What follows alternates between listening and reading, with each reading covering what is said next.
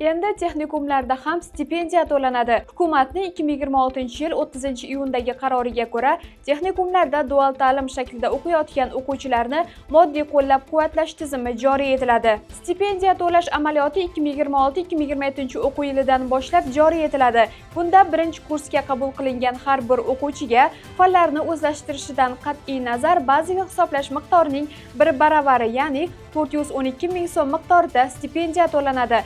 Fanlardan o'zlashtirish ko'rsatkichi keyinchalik 85% dan yuqori bo'lgan o'quvchilarga bazaviy hisoblash miqdorining 3 baravari, ya'ni 1 236 ming so'm miqdorida stipendiya to'lanadi.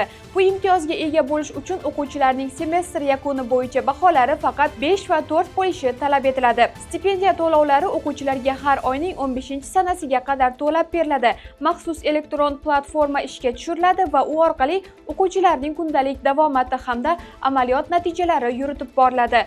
Agar o'quvchi uzrsiz sabablarga ko'ra 74% dan ortiq dars qoldirganda stipendiya to'lanmaydi.